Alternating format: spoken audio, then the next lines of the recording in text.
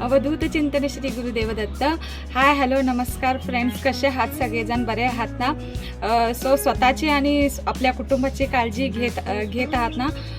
So आपण आता माझं चॅनलचं नाव तुम्हाला माहीतच असेल की प्रियंका धुडुम शिंदे हे माझं चॅनल आहे। ह्या माझ्या चॅनलला प्लीज सबस्क्राईब करा, जेणेकरून की तुम्हाला मी जे व्हिडिओ अपलोड करते ते तुम्हाला त्याची माहिती मिळेल। सो ह्या व्हिडिओजमधून आपण काय बघत आहोत तर आपली प्रेग्नन्सी सिरीज चालू आहे। प्रेग्नन्सी सिरीजमध्ये आपण जसं की बघितलं प्रेग्नन्सी टेस्ट कन्फर्मेशन, त्यानंतर गायनेकोलॉजिस्टकडे जाऊन आपल्याला कोणत्या गोष्टींची काळजी घेतली पाहिजे त्याबद्दल सांगितलं आहे। व प्रेग्नन्सीमध्ये फर्स्ट ट्रायमिस्टरमध्ये आपल्याला जी काळजी घ्यायची आहे त्याबद्दल मी सांगितलं आहे। व नंतरचे 2 जे व्हिडिओ आहेत त्यामध्ये पहिला प्रेग्नन्सीचा महिना व अनेक व्हिडिओ आहे त्याच्यामध्ये दुसरा प्रेग्नन्सीचा महिना, यामध्ये आपल्या बाळाची वाढ व होणाऱ्या आईमध्ये जे बदल दिसतात त्याबद्दल मी सविस्तर त्या सगळ्या व्हिडिओमध्ये सांगितलं आहे।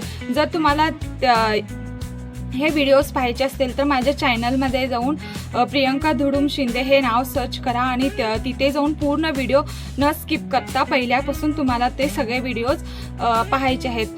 जसं की मी म्हटलं मगाशीच आपली प्रेग्नन्सी सिरीज चालू आहे। सो आजच्या या व्हिडिओमध्ये तुमचं खूप मनापासून स्वागत। आजच्या या व्हिडिओला आम्ही सुरुवात करणार आहोत।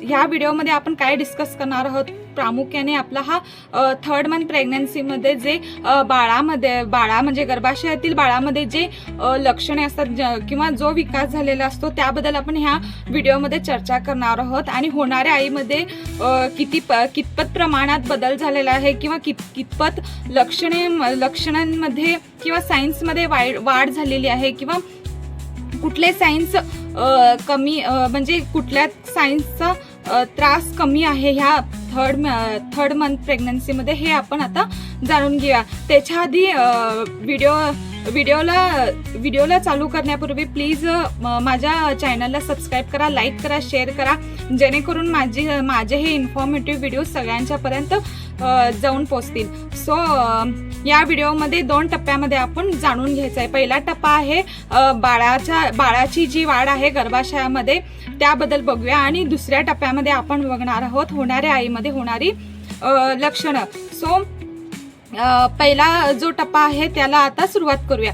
पहिल्या टप्प्यामध्ये काय येतं तर आपलं हे 3रा महिना, फर्स्ट ट्रायमिस्टरमध्ये जो 3रा महिना येतो, ह्या 3ऱ्या महिन्यामध्ये 4 आठवडे येतात। त्यामध्ये 9, 10, 11, 12 9 ते 12 आठवड्यांचा हा पिरियड असतो 1 महिन्याचा। सो 40 आठवड्यापर्यंतची जी आमची डिलेवरी किंवा आपली जी प्रेग्नन्सीची प्रोसेस आहे 40 आठवड्यांची, त्याच्यामध्ये हे 9 ते 12 आठवड्यांचा 3ऱ्या महिन्यामध्ये समावेश होतो। ह्यामध्ये 3ऱ्या महिन्यामध्ये बघायला गेलं तर आपलं जे भ्रूण असतं ते गर्भाशयामध्ये 2.5 ते 3 इंचापर्यंतचं झालेलं असतं आणि जवळजवळ त्याचं वजन 28 ते 30 ग्रॅम म्हणजे जवळजवळ 1 औंसपर्यंत त्याचं वजन भरलेलं असतं। आणि आपलं जे बाळ असतं पोटामध्ये ते बाळ आपलं ह्या तळहातावर मावेल इतकं हे आपलं बाळ आता गर्भाशयामध्ये झालेलं असतं। आणि गर्भाशयामध्ये आपलं जे बाळ असतं ना ते अस्थिर असतं 3 महिन्यापर्यंत। सो असं म्हटलं जातं की 3ऱ्या महिन्यामध्ये खूप आपल्याला आपली व आपल्या गर्भाशयातील बाळाची खूप काळजी घेतली पाहिजे, कारण की 3ऱ्या महिन्यामध्ये कसं होतं तर मिसकॅरेज किंवा ॲबॉर्शनचे चान्सेस खूप प्रमाणात असतात।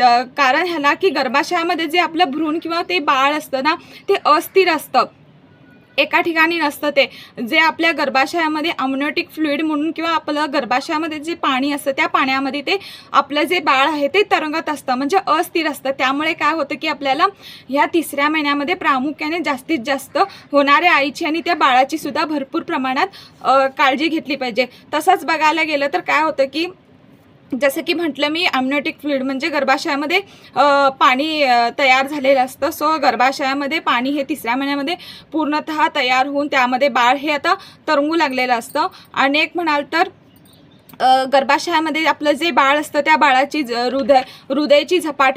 हृदय किंवा मेंदूची झपाट्याने वाढ झालेली असते।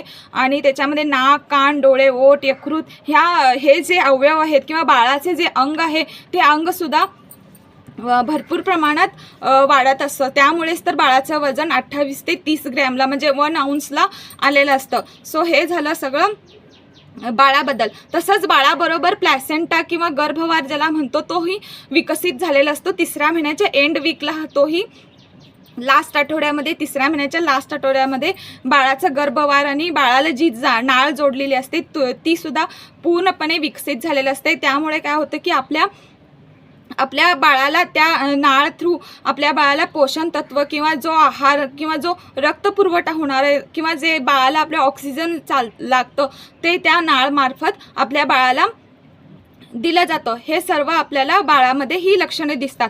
तसंच जर ते बाळ आता तुम्ही सोनोग्राफी 3rd महिन्यामध्ये कंपल्सरी सोनोग्राफी करतात आणि सोनोग्राफीचा रिपोर्ट तुम्हाला गायनेकोलॉजिस्टकडून भेटतो. जेव्हा तुम्ही गायनेकोलॉजिस्टकडे जाता तेव्हा तुम्हाला गायनेकोलॉजिस्ट तुमचं जे बाळ आहे सोनोग्राफीतील ते दाखवतील.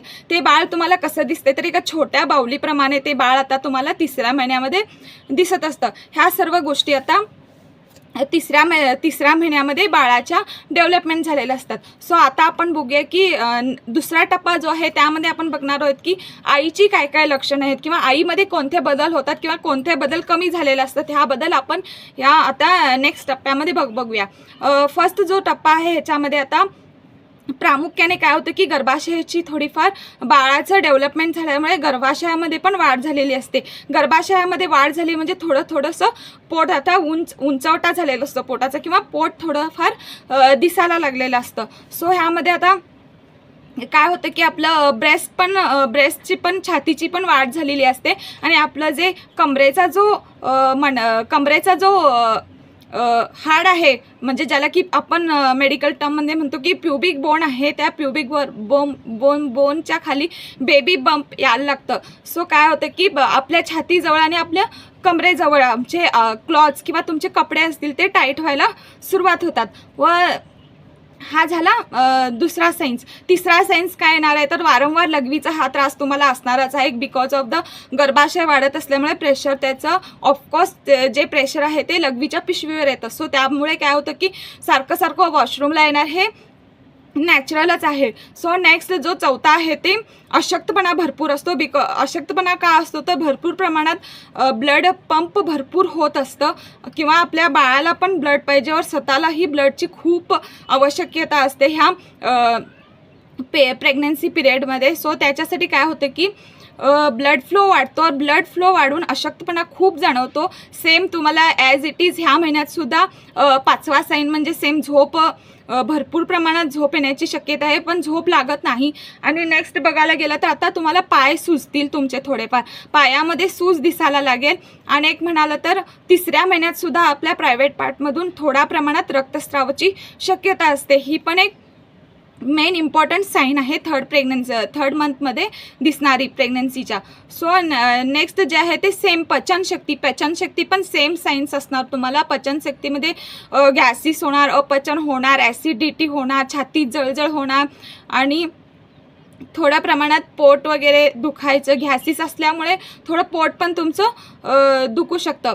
सो हे पण पचनशक्ती मंदावल्यामुळे हे त्रास असतात. सो ह्याच्यासाठी तुम्हाला काय करायचं तर हाय फायबर्स फूड असतात किंवा फ्रूट्स असतात हे तुम्हाला जास्तीत जास्त ह्या पिरियडमध्ये खाल्लं पाहिजे जेणेकरून की तुम्हाला पचनशक्तीचा किंवा तुमचं फूड जे डायजेस्ट व्हायला इझी होईल. सो नेक्स्ट जे आहे ते तुम्हाला आता तुमचं जे स्किन आणि हेअर्सवर पण ह्याचा इफेक्ट जाणवतो 3rd मंथमध्ये. सो काय होतं की आपल्या स्किनमध्ये आणि आपल्या केसांमध्ये मेलॅनिन नावाचं घटक असतं. सो मेलॅनिन हा इन्क्रीज झाल्यामुळे म्हणजे वाढल्यामुळे काय होतं की आपली स्किन खूप ऑइली व्हायला लागते. ऑइली होऊन हेअर्ससुद्धा आपले ऑइली व्हायला लागतात. ऑइली झालं की नाही ऑइली होऊन आपली स्किन जी आहे ती ॲक्ने प्रोन किंवा पिंपल्स प्रोन होते. सो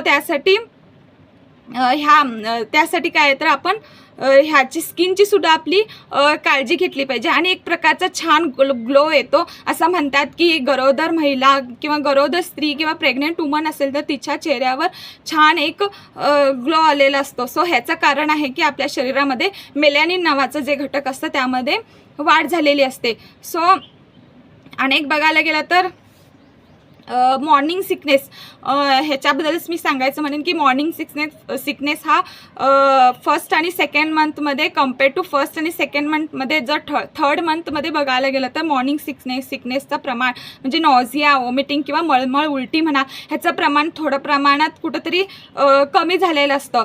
सो एक जणांना कमी होते किंवा एक एक जणांना सेम ॲज इट इज जसं फर्स्ट सेकंड मंथमध्ये आहे तसं सेम साईन असतो. आणि एक म्हणाल तर भूक प्रचंड लागते.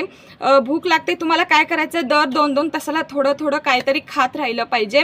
आणि एक म्हणाल तर तुम्हाला ॲसिडिटी आणि छातीत जळजळ, मी मगाशी सांगितल्याप्रमाणे तो त्रास ॲज इट इज असतोच ह्या महिन्यात. पण तुम्हाला हे अवॉइड करायचं असेल तर तुम्ही जेवण झाल्या तुम्हाला लगेच बेडवर जायचं नाही आहे, कारण की लगेच तुम्ही बेडवर गेला तर तो ॲसिडिटीचा त्रास तुम्हाला आणि जरा इन्क्रीज होणार. थोडाफार तुम्हाला पाय आपले मोकळे करायचे आहेत बाहेर जाऊन, किंवा थोडाफार एक घरातल्या घरात एक 4-5 फेरी मारला तरी चालेल, पण लगेच बेडवर जायचं नाही. काय होते, बेडवर लगेच गेल्यामुळं आधीच आपली पचनशक्ती मंदावलेली असते, त्यामुळे काय होतं की अजून ॲसिडिटी किंवा छातीत जळजळ याचा त्रास होऊ शकतो. सो हे आपण आता हे सर्व आपल्याला आता हे थर्ड मंथ ऑफ प्रेग्नन्सीमध्ये बाळाबद्दल आणि होणाऱ्या आईबद्दल ही सगळं आपण लक्षणं जाणून घेतली. सो आता नेक्स्ट जे व्हिडिओज येतील त्या व्हिडिओमध्ये मी तुम्हाला अँटीनेटल केअर म्हणजे ANC प्रोफाईल म्हणा, किंवा तुम्ही गायनेकोलॉजिस्ट गेल्यावर पहिल्या 3 महिन्यामध्ये जे टेस्ट तुम्हाला करायला लावतात, किंवा कुठलं वॅक्सिनेशन घ्यायला लागतं, किंवा USG म्हणजे सोनोग्राफी, इन डिटेल सोनोग्राफीचं मी जे आहे, किंवा फिटल हार्ट रेट किती असावा, कसं काय सोनोग्राफीमध्ये काय थिंग्स येतात त्याच्याबद्दल मी तुम्हाला डिटेलमध्ये सांगेन. सो असेच माझे व्हिडिओ बघत राहा, न स्किप करता पहिल्यापासून माझे व्हिडिओज बघा. आणि प्लीज माझ्या चॅनलला सबस्क्राईब करा आणि प्लीज शेअर करत राहा, जेणेकरून की माझं ही इन्फॉर्मेटिव्ह व्हिडिओज असतील, जेणेकरून नवीन कोण स्त्रिया प्रेग्नेंट होणार किंवा नवीन आई होणार आहेत त्यांना हा माझा व्हिडिओ शेअर करा. आणि प्लीज कमेंट करा आणि एक लाईक प्लीज करा. सगळे माझे व्हिडिओज बघताय तुम्ही पण लाईक करत नाहीत, भरपूर प्रमाणात लाईक करा आणि शेअर करा. आणि तुमचे जे काही सजेशन असतील किंवा आणि कोणत्या तुम्हाला हेल्थ टिप्स किंवा आणि कोणत्या मुद्द्यावर तुम्हाला माझं इन्फॉर्मेशन पाहिजे असेल, सो त्यासाठी मला कमेंट करून सांगा की याबद्दल आम्हाला माहिती पाहिजे. सो तू प्लीज सांग, असं तुम्ही सांगितल्यावर मला समजा मी असं काही नाही की कुठला ऐकूनही सांगत नाही आहे. माझं मी प्रॉपर अभ्यास करून स्क्रिप्ट काढून माझी पुस्तकं आहेत ढीक बा, त्याच्यातलं सगळा अभ्यास करून मी तुम्हाला माझ्या अनुभवातून मला जे एक्सपिरियन्स आहे, जेव्हा की मी काय अनुभवलं आहे ते चुकीचं तुमच्यासोबत होऊ नये, सो ह्याच्यासाठी मी हे छान व्हिडिओज करते. सो स्टे ट्यून आणि पुढच्या व्हिडिओमध्ये अशाच एका छान व्हिडिओसोबत आपण भेटू. तोपर्यंत बाय. श्री स्वामी समर्थ.